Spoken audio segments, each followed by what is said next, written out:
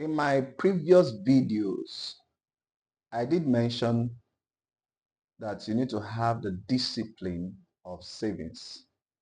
But to be able to have a discipline of saving, there's something very important I want to share with you that can guide you. And that had to do with budgeting. Mostly young people, or probably most of us in Nigeria, don't really believe in budgeting.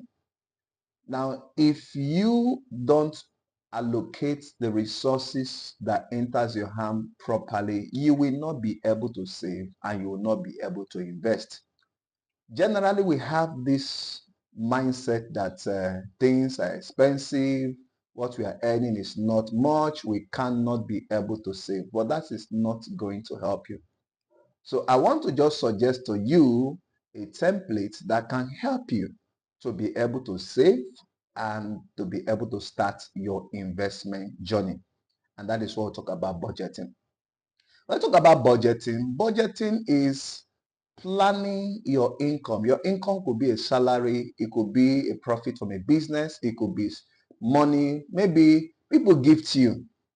Plan on how to make use of the money. It is always good you have a budget before your salary comes in. It's always good you have a budget before your profit comes in. Before money comes in, and always have a budget on what you want to spend on. Now, what is the template I want to suggest to you? Any money that comes into your hand, classify it into 100%.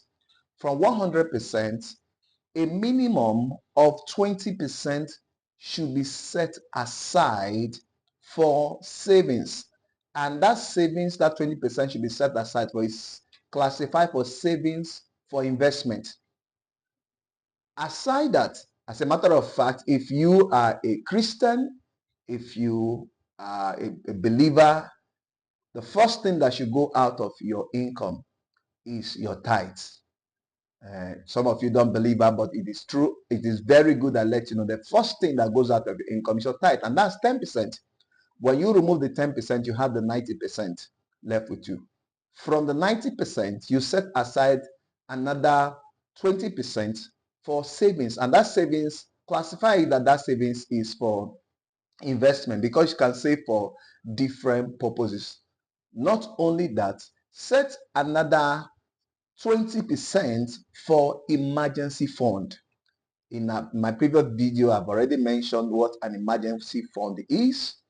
Just set it aside for an emergency fund, what you can use to cushion should anything happen. Maybe you lose your job, you have problem with your business, something you can fall back to that can help you to sustain you for 3 to 6 months. Set another 20% for emergency fund.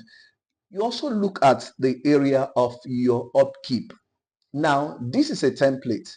It may not be applicable to everybody, but for a young person, now you set aside, it could be 40%, it could be 30% of your upkeep. Now listen, when you are building a life, cut down your expenses. For the ladies, you say you want to buy hair, you want to buy cream, you want to do facials and everything. Those things are good. But when you are building, there are things you may have to sacrifice for the moment until you are built to a level that you can afford whatever you need. Don't always depend on people for your living.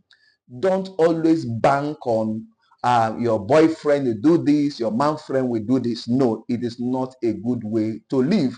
Then you also look at hospitality. It's very important. You live among people. Budget on what you can give to people, what you can support people as gift. Another area you need to look at is you can budget for education.